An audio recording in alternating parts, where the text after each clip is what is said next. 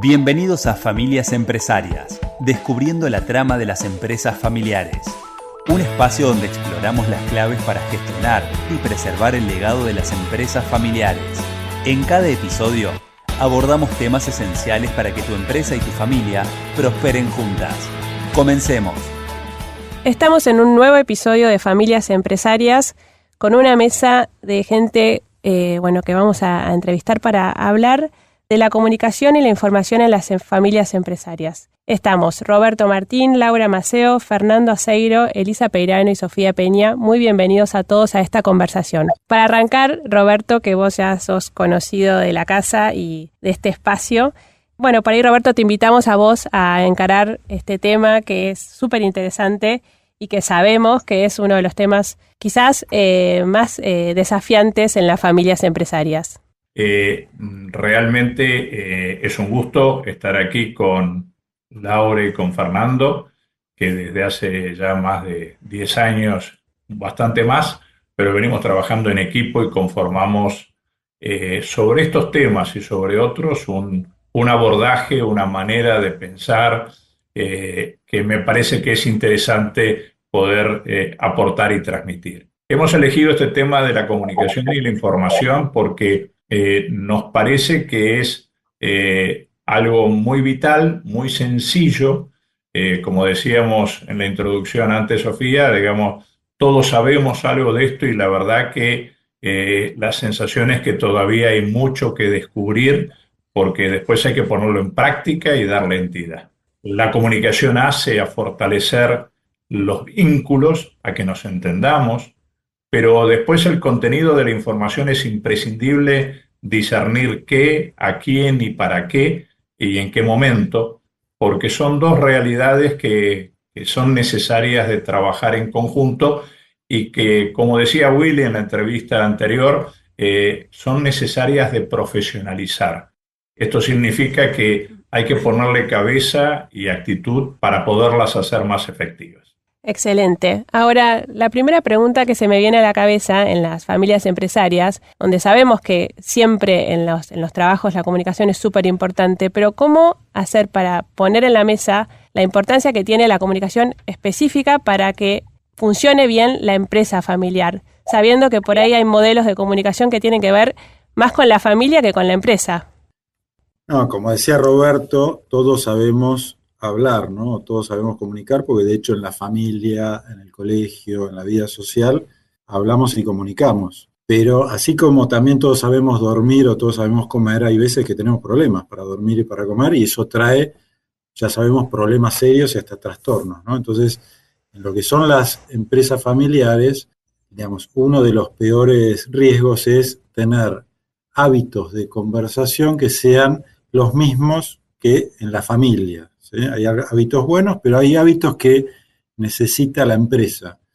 Acuérdense que la empresa es una persona más, ¿no? Una persona jurídica que tiene sus necesidades específicas. Y así como tiene necesidades económicas, también tiene necesidades de información, de comunicarse, etcétera, etcétera. Entonces hay determinados hábitos que son buenos incorporar en la empresa familiar que tienen que ver con las empresas, no necesariamente con el rol familiar. Por ejemplo, lo que es la separación de espacios, ¿no? La separación de dónde hablar de una cosa y dónde hablar de otra, dónde hablar, digamos, desde los distintos roles, cuándo te estoy hablando desde un rol más de socio, cuándo te estoy hablando desde un rol más de hermano o de hijo, ¿sí? También hay hábitos de cómo estructurar las reuniones, por ejemplo, de poner reglas claras de cómo armar las reuniones, el tema de el lenguaje que necesita la empresa que no necesariamente necesita la familia. Fíjense que las empresas a nivel mundial, ya todo el tema del lenguaje, de alguna forma lo tienen trabajado y lo tienen establecido. De hecho, ¿cómo hace una empresa que tiene una sede, no sé, en Europa para comunicarse con una empresa en Argentina o en el resto del mundo? Y bueno, tiene algunos lenguajes que son típicos de lo que es la empresa. Y eso se llama, por ejemplo, lo que es un presupuesto, lo que es un cuadro de resultados, lo que son las políticas específicas, lo que es un balance, etc. Entonces, la empresa familiar debe de alguna forma quitar o incorporar, mejor dicho, códigos empresarios a lo que es el lenguaje, digamos, familiar empresario. Yo tengo una consulta, Fernando, Roberto o Laura. ¿Se desaconseja cuando uno empieza una reunión de familia empresaria, o es aconsejable empezar por la parte como blanda de la familia para contar una ronda de novedades, por ejemplo, o eso ya modifica los códigos de los que después hay que hablar? Porque puede pasar que quizás la rotura de hielo o ponerse un poco en autos de cada uno de lo que está viviendo ayuda a aflojar un poco las tensiones y después lleva a un mejor diálogo, o en general empantana la cancha. Ahí me animo a pensar que por un lado comparto esto que vos decís de que en nuestras prácticas generalmente siempre iniciamos las conversaciones intentando preguntar o entender cómo viene cada uno, cómo está cada uno, ¿no?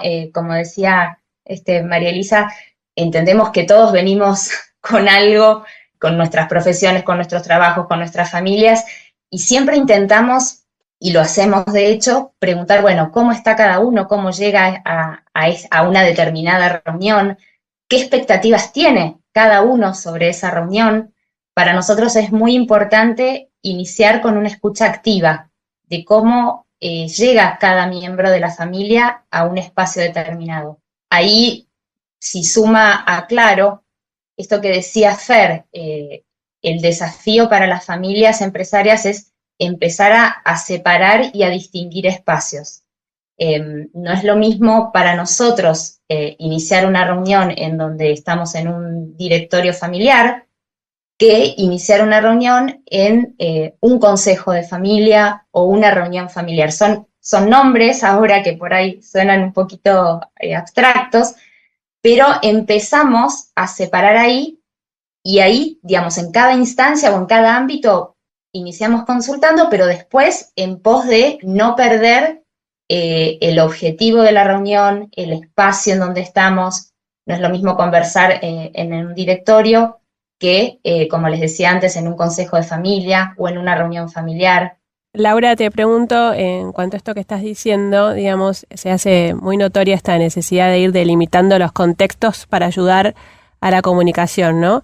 La pregunta es, a estas familias empresarias que por ahí están escuchando, ¿eso se hace un acuerdo previo? ¿Se va trabajando sobre la marcha? Digamos, ¿en algún momento la comunicación es un tema a debatir? Che, ¿cómo nos vamos a comunicar? ¿Esto se puede aclarar? ¿Se deja fijado en algún papel, en algún documento, o los desnaturaliza demasiado? Siempre para nosotros cada familia obviamente es única, con sus propias características, y a medida que vamos conociéndolas, conociendo a sus miembros, entendiendo su cultura, su dinámica, todas son totalmente distintas. Generalmente nosotros hacemos bastante hincapié en la importancia de las conversaciones, porque sin ellas no podemos lograr nada. Y en nuestros procesos generalmente compartimos esto que también un poco dijo Fer, de, bueno, cómo estructurar las conversaciones, para qué las estamos teniendo, y generalmente en un documento muy sencillo compartimos con las familias, bueno, quizás algunas pautas, algunos códigos de convivencia que nosotros priorizamos o les proponemos que ellos puedan sumarse a ese código, ¿no?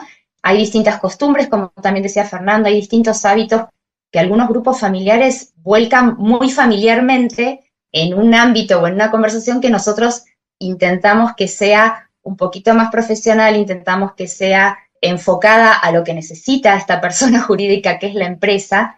Entonces, bueno, proponemos ciertas pautas. Por ejemplo, podría ser, bueno, necesitamos una agenda para esta reunión con ciertos temas en este tiempo, necesitamos preparar información, ¿quién la prepara?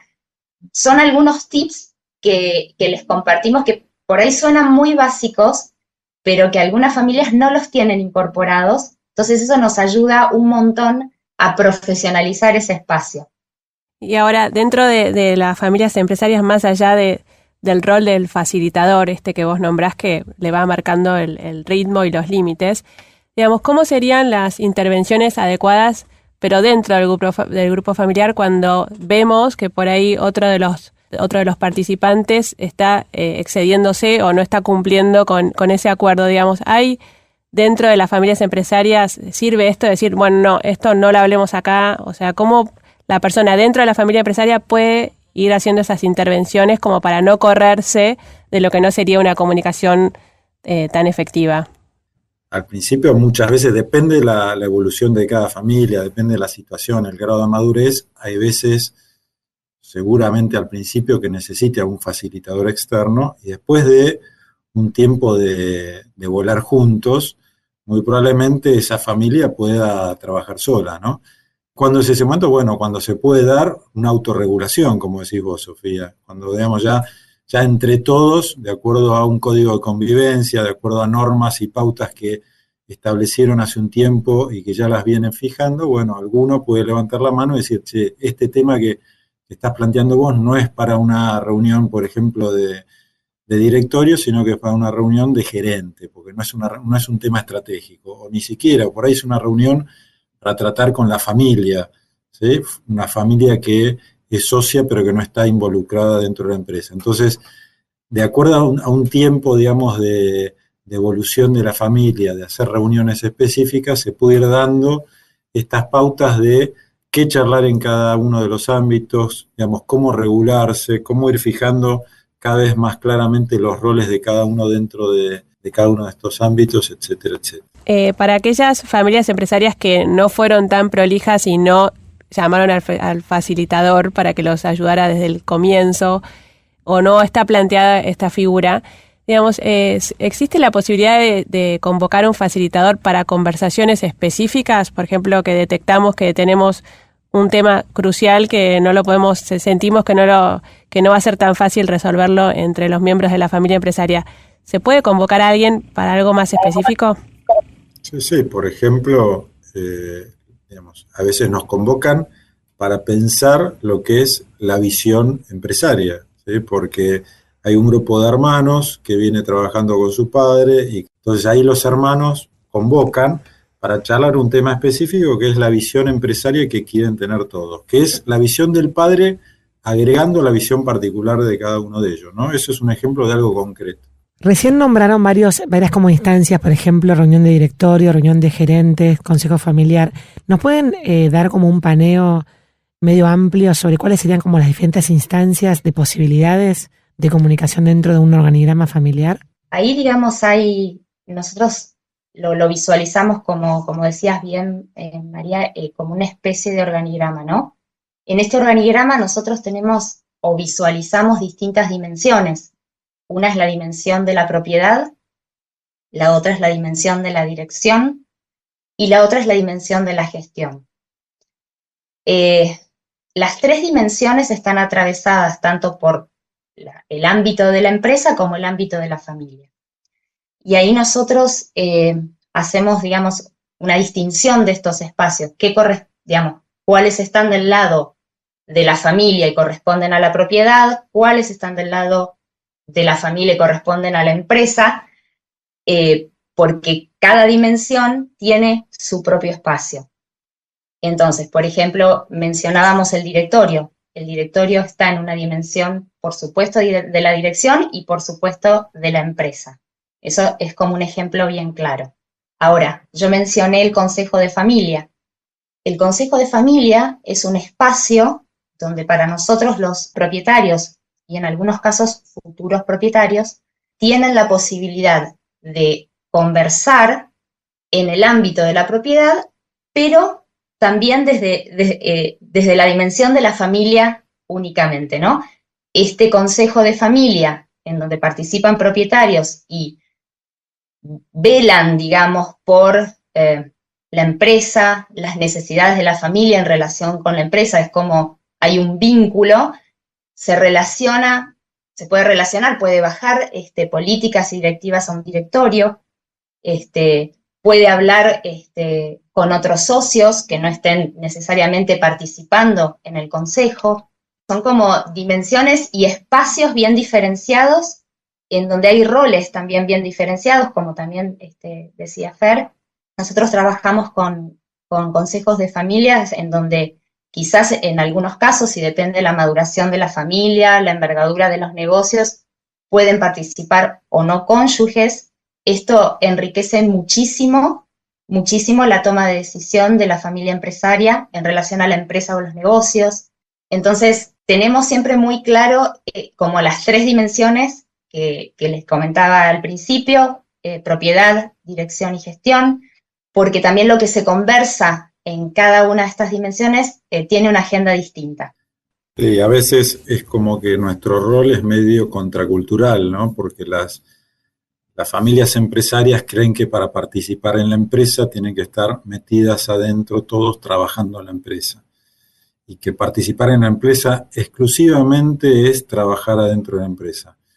Y nos cuesta, y realmente a veces nos cuesta mucho esfuerzo hacerles entender que primero lo que son socios. Entonces tienen que trabajar como socios en la empresa, que no necesariamente implica estar metidos todos adentro las 24 horas trabajando en la empresa, sino que tienen que trabajar como socios, que es muy distinto a estar trabajando ahí adentro como gerentes o como responsables de algún área específica, ¿no? Y bueno, estuvimos hablando hasta ahora de todo lo que, donde hay como una intención de comunicarlo, ¿no? Ya sea en reuniones o en distintos formatos, pero ¿qué pasa con la comunicación no dicha, digamos, con todo aquello que pasa en las familias empresarias, que va recorriendo como distintos flujos y que no se llega a ver en la superficie, pero sin embargo están en todos estos circuitos medios ocultos? ¿Qué pasa? ¿Cómo se facilita a que esto se incorpore en la conversación?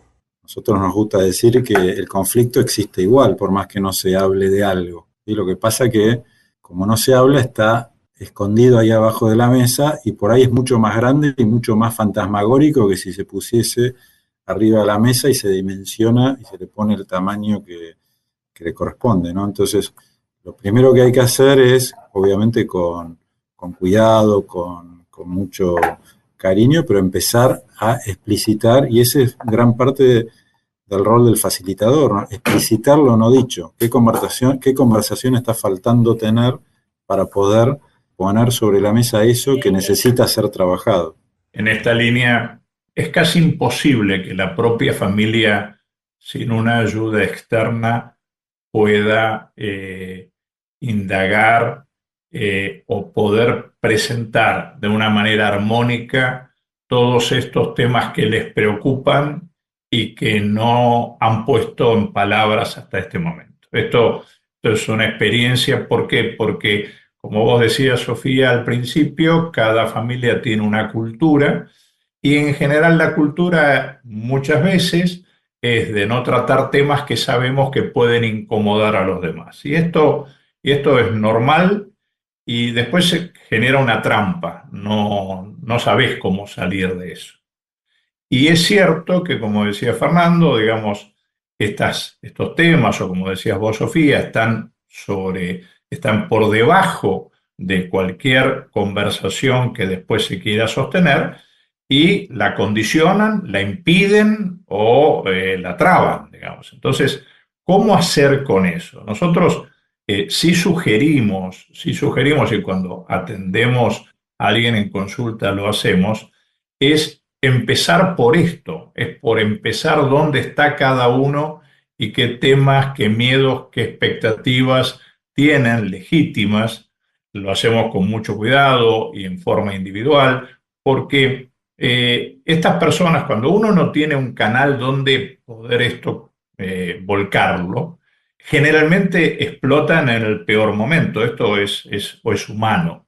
Entonces, la tarea nuestra muchas veces es crear las condiciones para poder tener conversaciones después específicas sobre la empresa o sobre otros temas de la vinculación de la familia con la empresa. Esto es un tema muy sensible y nosotros, después de muchos años, todo abordaje empezamos haciendo una primera etapa de esto, porque si no, digamos, nosotros nos comemos una curva y no ayudamos a la familia porque presuponemos que las cosas están totalmente conversadas y lo natural, lo lógico, es que no lo estén y sufren por no estarlo. Entonces, es un tema realmente importante poderlo poner arriba de la mesa. Gracias, Roberto. Ahora, la familia empresaria para mí tiene como implícito el tema de la trascendencia y la sucesión de alguien con respecto a alguien más, porque de hecho si no, no sería una familia empresaria, ¿no? Y Fernando, vos hablabas de la madurez de las familias o de la madurez de los procesos o de la empresa. ¿Cómo se puede ayudar a madurar a una familia empresaria? A mí lo que me sale pensar es con trabajo de facilitación externa generalmente. Algunas familias por ahí son un poco reacias o se sienten un poco incómodas, pero la realidad es que el facilitador aporta, o los facilitadores aportan una mirada objetiva y profesional que muchas veces la familia, por más madura, por más evolución que tenga, es difícil hacerla sobre sí misma y poder cambiar. Nada, lo que comparto es, hay una familia con la que estamos trabajando, yo creo que hace 10 o 14 años más o menos, y realmente vemos la evolución y la maduración que están teniendo, pero son 10 años ininterrumpidos de trabajo y de acompañamiento en diferentes ámbitos. El primer tema que me surge, ¿cuál es el propósito de madurar? Porque es decir, esto es importante, cada familia está cómoda, entre comillas, insatisfactoriamente cómoda en la manera en que se maneja hasta ahora. Entonces, esto es un cambio cultural. Ojo, lo repito, es cambio cultural. Esto no es una mera mecánica o práctica de cómo conversar. Entonces, tiene que haber una motivación. Y la motivación, María Elisa, está en tu pregunta, que es todo fundador, a toda familia le interesa que la familia trascienda. Entonces, el poder dialogar de estos temas tan sensibles y tan delicados, se dan cuenta que no lo pueden hacer. Y la verdad que no lo pueden hacer porque si lo hacen en el código que hasta ahora tienen, no funciona. Entonces, el primer punto para todo esto es que haya un propósito y que haya un reconocimiento de que esto los dificulta. Porque si no, nadie se va a poner a aceptar un trabajo de acompañamiento para cambiar estos hábitos. Después sí se puede dar una facilitación para poderlo hacer. Pero primero es que haya un propósito y que haya un reconocimiento que como lo hacemos nos trabamos, mezclamos las cosas. Entonces a partir de allí hay una voluntad que tenemos que ir corroborando permanentemente si hay voluntad de trabajarlo. Es decir, que generalmente cuando por eso están en consulta, digamos, es que sí, y de alguna manera vamos acompañando, pero sabiendo y respetando que son personas que vienen acostumbradas a un ámbito cultural de determinadas cosas que son parte de la dificultad que tienen para resolver lo que les interesa.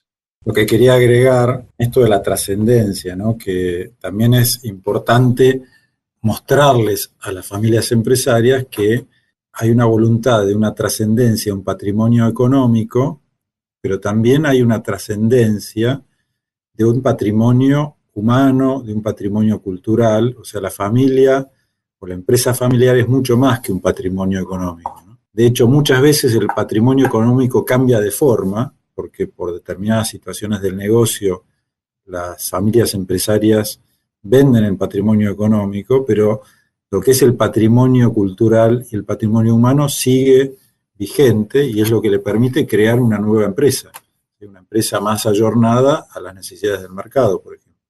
Entonces, al hablar de trascendencia, nosotros nos enfocamos en todo eso, ¿no? Digamos, lo que es importante que trascienda son los valores, son los talentos, son la armonía que tiene la familia, además, y por supuesto, el patrimonio económico, ¿no? Pero en toda esa forma integral. También escuchando todo esto que tiene que ver con la madurez, me parece también que tiene que ver con esto que es un proceso, ¿no? Y que la comunicación también es un entrenamiento y que por ahí me parece que es importante señalar que, así como en otros vínculos, que a veces los intentos de comunicación fallan o se cortan o son efectivos no en la medida en que quisiéramos, pero que naturalmente la comunicación es la manera también para resolver eso, ¿no? Entonces quizás tiene que ver con mirarlo como un proceso que con el tiempo se irá entrenando y se irá mejorando, ¿no? Pero a veces nos cuesta esto de decir, bueno, otra vez hay que volver a intentarlo, ¿no? Otra vez tenemos que intentar conversar de esto de una manera más adecuada y pareciera que en ese mismo, se me ocurría con la pregunta de Elisa, que la madurez justamente tiene que ver con eso, ¿no? Quizás con que en el fondo va a ser una consecuencia de todo ese proceso que trae la comunicación y el intento de mejorar la comunicación día a día. Es así, Sofía. Digamos, cuando vos hacías la pregunta de si se puede pedir una facilitación para tener una conversación difícil, sí, pero está muy limitado, porque justamente por lo que vos decís, porque si no se genera un hábito de conversar más naturalmente, el tratamiento del tema es con forceps, digamos, no sé si me doy a entender. Por supuesto que es posible, pero la verdad es que lo que hay que trabajar, porque una familia empresaria con idea de trascendencia y necesidad de llevar adelante una empresa que, como decía Fernando, es una comunidad de personas, no se puede hacer sin conversar. Y si no ponemos en tela de juicio cómo nos comunicamos y tratamos de mejorarlo, Fernando siempre decía, digamos, y lo repito, digamos, que la calidad de una organización depende de la calidad de las conversaciones, ¿no? Y esto es así, es antinatural o muy difícil o complejo el hecho de poder tratar temas muy difíciles si el hábito de conversación no está medianamente lubricado. Esto es así. Entonces, como una recomendación a las familias que nos escuchen, es si hay un tema que trabajar, como decía Laura, es el tema de cómo mejoramos nuestras conversaciones y nuestros vínculos, porque todos los temas que les interese trabajar lo tienen que hacer conversando. No es para un tema, es para el fluir de la vida. Entonces, este tema realmente es esencial para poder después abordarlo y nutrirlo con información adecuada, con los espacios en donde se tratan determinados temas y otros no, pero verdaderamente es como la savia, digamos, que alimenta y da vida a la planta. Bajando en concreto esos consejos, ¿recomiendan juntarse a pesar de todo? O sea, a una familia que tiene dificultades para comunicarse, ¿le recomiendan sistemáticamente tener, o sea, una reunión fluida, sistematizada en el tiempo? ¿O cuál sería como la aplicación concreta de esto que estamos hablando? Claro, pero tenés que ver primero, o sea, no es una regla general, ¿no? Tenés que ver primero cómo está esa familia, por qué le cuesta comunicar, qué conversación no están teniendo o no pudieron tener, ¿no? Por ejemplo, si es una familia donde hay una situación de daño entre ellos, probablemente hay que empezar con una charla de perdón, ¿sí? Primero crear un ambiente seguro entre todos, ¿sí? Trabajar un tiempo y después generar algún tipo de conversación sobre qué tema nos tenemos que perdonar entre nosotros, ¿sí? Pues muy probablemente hayan sido temas de conversaciones que no pudieron tener o que no se tuvieron de la mejor forma. A nivel, digamos, tomándolo como algo general es difícil, hay que escuchar la particularidad de cada situación familiar. Pareciera que hay como mucho, digamos, por mejorar en calidad de conversaciones o en profesionalizar conversaciones en las familias empresarias. Eso me parece que es un entrenamiento que es transversal a cualquier tema, pero pareciera, digamos, después de esta conversación que estamos teniendo, que hay conversaciones que tienen que ver con conflictos, ¿no? Con conflictos que subyacen la actividad de la familia empresaria. Y un poco creo que podría ser un buen punto de partida tener presente que el conflicto es inevitable, ¿no? Entonces, me parece que ya desde esa conciencia, por ahí también prepararnos para decir, bueno, ya que los conflictos son parte de nuestra agenda, tomar la comunicación como una aliada para ahondarse en ese conflicto y ver qué trae, ¿no? Porque más allá de que se pueda profesionalizar, de que uno pueda dar consejos para reuniones o para organizar todo este flujo de comunicación, hay una parte que tiene que ver con decir, bueno, esto no va a ser fácil y de cualquier manera lo vamos a tener que conversar.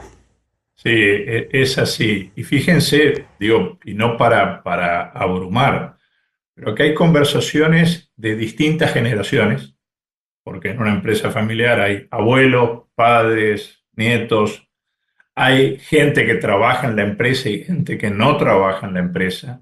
Hay vínculos entre hermanos que están cargados de envidias y celos naturales que todos los hermanos tenemos entre sí. Todos estos elementos están metidos como base de las comunicaciones que tenemos que tener y por eso las hacen complejas. Por eso, digamos, no es que me pasa a mí porque mi familia es muy particular. Sí, todas las familias son particulares, pero hay que reconocer que tiene una complejidad en sí mismo que, digamos, hay que atender. Y además que nosotros hemos aprendido muchas cosas, pero no fuimos entrenados para comunicarnos bien.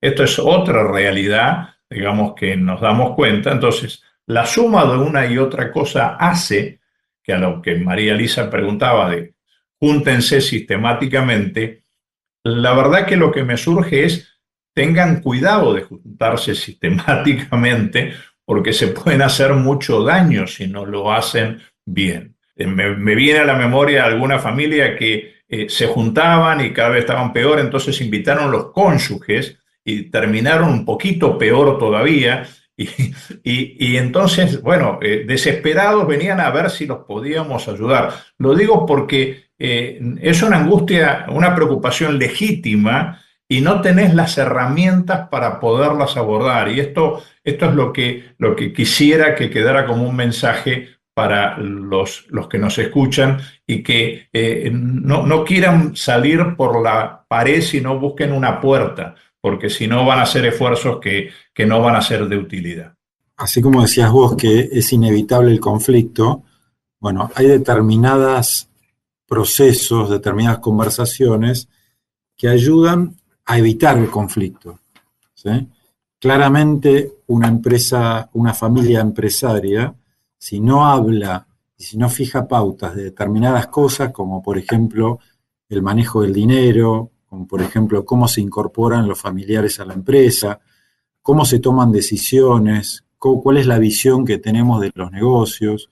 Si no se charlan de esas cosas, muy probablemente se genere conflicto. Ahí viene lo que es un proceso de acuerdo familiar empresario, ¿no? Son determinadas conversaciones que se tienen por anticipado generalmente para evitar el día de mañana conflictos. Que el conflicto va a ser evitable, es verdad, como decís vos, Sofía, o decía María Elisa, pero hay determinadas conversaciones, determinados acuerdos que tenemos que tener porque seguro que si no los hacemos, a la larga van a generar conflictos y pueden ser evitables. Bueno, muchísimas gracias Fernando, Laura y Roberto por este interesantísimo intercambio sobre la comunicación. La verdad que podríamos quedarnos horas charlando porque es inagotable, pero qué bien que hace reflexionar sobre estos temas que nos pasan en un montón en todos los ámbitos humanos, pero que en el caso de las familias empresarias todavía tiene esta complejidad mayor que tiene que ver con que somos familia y también somos empresa. Así que muchísimas gracias por este espacio. Fue muy esclarecedor para nosotras. Gracias a vos, Sofía, y a María Elisa, y gracias a la audiencia. Gracias por darnos este espacio y por tratar este tema que es tan importante. Muchas gracias a todos. Y este fue un nuevo episodio de Familias Empresarias, descubriendo la trama de las empresas familiares.